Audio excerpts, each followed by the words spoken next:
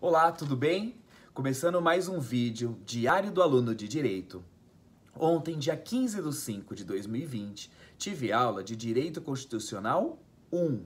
Ontem nós falamos, ainda estamos no tema, sobre o Poder Legislativo. Já gravei alguns vídeos. Peço, se possível, procurar aqui nesse canal os outros vídeos que falam sobre o Poder Legislativo. Mas hoje eu quero falar sobre as comissões parlamentares. Então nós vimos sobre as comissões parlamentares, tipos de lei. E olha só que interessante que eu quero compartilhar com vocês hoje aqui. Sobre as comissões parlamentares, importante destacar, nós estamos falando do artigo 58 da Constituição Federal, tudo bem? Então, sobre as comissões parlamentares, elas vão ter dois tipos, tá bom? São dois tipos, sendo permanente ou temporária. Só que a temporária, ela se subdivide. Ela se subdivide em comissões mistas e comissões representativas, tudo bem? Então, nós temos a permanente e a temporária. A temporária, ela se abre em mais duas, né? A mista e a representativa. Olha só que interessante, né? Então aí nós podemos ver 4 tipos de comissões, mas nós temos 2 troncos e um deles, a temporária, ela se subdivide em mais 2 tipos de comissões, tudo bem? Então, falando sobre as comissões permanentes, ou ainda conhecidas também como temáticas, são comissões em razão da matéria, são permanentes. Então, em razão da matéria, elas são permanentes. Exemplo, discutir e votar projeto de lei, dispensar na forma de regimento da competência do plenário. Então, essas comissões, se for assim, na forma do regimento de competência do plenário, elas podem até discutir sobre as leis, né? Apreciar programas de obras, olha só quanta coisa, tá tudo previsto lá no artigo 58. Nós temos as temporárias, né? Que se subdividem em mista e representativa. Quando eu falo mista, eu estou falando que são as duas casas, tá? As duas casas trabalhando juntas, né? O Senado ou a Câmara dos Deputados. Lembrando que a comissão permanente tem comissão permanente da Câmara, comissão permanente do Senado, tá bom? São elas, então, que são as comissões mistas são, então, as que trabalham em conjunto e as representativas que são em sessões durante o recesso das casas, tá bom? Nós vamos discutir já já. Então, na Câmara, temos várias comissões permanentes, como a CCJ, por exemplo, que é a Comissão de Constituição, Justiça e Cidadania, que também tem lá no Senado, tá? Então, o Senado tem uma CCJ, a Câmara dos Deputados tem a sua CCJ, mas elas podem até, inclusive, trabalharem juntas. E quando trabalharem juntas, estamos aonde? Mista, tá bom? Por mais que seja permanente. Importante lembrar que as funções do Poder Legislativo e na Câmara são legislar e fiscalizar. Isso é muito importante. Todas as vezes. Quais são as funções típicas do Poder Legislativo? Legislar e fiscalizar. Sendo assim, essas comissões que se discute a conveniência de uma proposta legislativa. Por exemplo, tá bom? Temos 10 comissões permanentes na Câmara dos Deputados.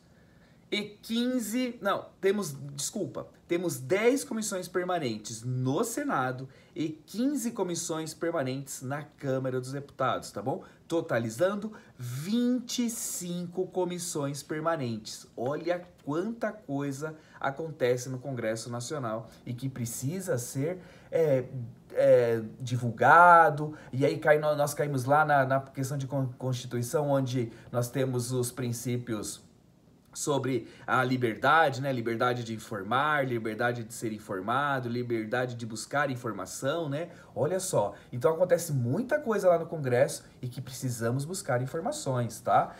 Comissão temporária, importante, elas possuem prazo. Justamente, se são temporárias, é porque vai existir um prazo. Todas as vezes falou temporário, prazo, né? Só que o prazo delas, olha só que interessante, ele vai se extinguir, lógico, quando cumpriu a finalidade da comissão, acabou. Ou que talvez seja um prazo para tomarmos atenção, né? Extingue no término da legislatura. Então, no término da legislatura, se extingue também qualquer comissão temporária que esteja acontecendo. E aí, uma delas, muito conhecida, é a CPI. Então, veja só, a CPI, que é a comissão muito conhecida por todos nós, ela está na comissão temporária e, por sua vez, se extingue na no final da legislatura. Então eles temos que tomar atenção quando vai iniciar uma CPI, porque se for muito longa, se tiver que ser prorrogado o seu prazo, será que vai dar tempo de terminar dentro dessa legislatura? É importante observar esse tipo de coisa. A CPI pode ser um conjunto, uma comissão mista, tá? Eu posso ter tanto da Câmara ou do Senado ou mista, mas aí, lembrando do quórum, todas as vezes que nós falamos comissões, nós vamos colocar restrições de membros, né? Nós vamos colocar quórums, tá? Importante destacar. Na CPI, na temporária, se for mista, vai ser 1/3 de cada casa. Se for individual, vai ser 2/3 da sua casa, tá bom? Então, o total de uma CPI é sempre 2/3. Só que se for mista, 1/3 de cada casa, tá bom? Sendo assim, a CPI, ela precisa ter um fato determinado, né? Ela precisa ter um fato determinado. Um acontecimento relevante de interesse na vida pública ou de ordem constitucional, legal e econômica e social desse país. Ela tem um prazo de 120 dias que pode ser prorrogado por mais metade desse prazo, tá bom? E a CPI nunca pode ser sobre cunho pessoal, esse tipo de coisas não, tá bom? Ela tem que ser de cunho sempre de um total, de um global, da vida social como todo, e não de caráter pessoal, tá? Comissão mista, formada então por deputados e senadores, como eu venho comentando aqui, para apreciar, dentre outros, assuntos em especiais, né, que devam ser examinados em conjunto com o Congresso. Então, dentre os assuntos aí, ou dentro dessas comissões aí, quando abrir as comissões, podem ser tratadas em conjunto.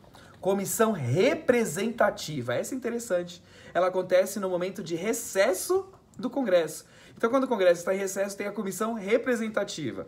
E olha só, na comissão representativa, nós vamos aqui, ó, eu fiz algumas anotações, o que ela precisa fazer, né? Ela precisa zelar pelas prerrogativas do Congresso Nacional. Prerrogativas eu já falei em outro vídeo, corre lá e veja o que seria prerrogativas do Congresso Nacional. Ela vai zelar por essa prerrogativa, né? Ela também vai autorizar o presidente ou vice-presidente a se ausentarem do país, fiscalizar atos do poder executivo, tá? Então, sempre no final aí que eles vão entrar em recesso, ela vai ser integrada por 7 senadores e 16 deputados. Olha que informação importante. Então, a comissão representativa está no recesso do Congresso, mas tem lá uma comissão trabalhando, que vai ser composta, caso tenha alguma comissão mista, né? Então, vai precisar 7 senadores e 16 deputados, tudo bem? O processo legislativo, como vai funcionar o processo legislativo? Ele compreende justamente para fazer elaboração, análise e votação dos vários tipos de proposta. Então ela tem 3 cunhos, né? O processo legislativo, ele corre em 3 cunhos. Ele faz a elaboração, ele faz a análise e ele vota os vários tipos de proposta. Quais são os vários tipos de propostas?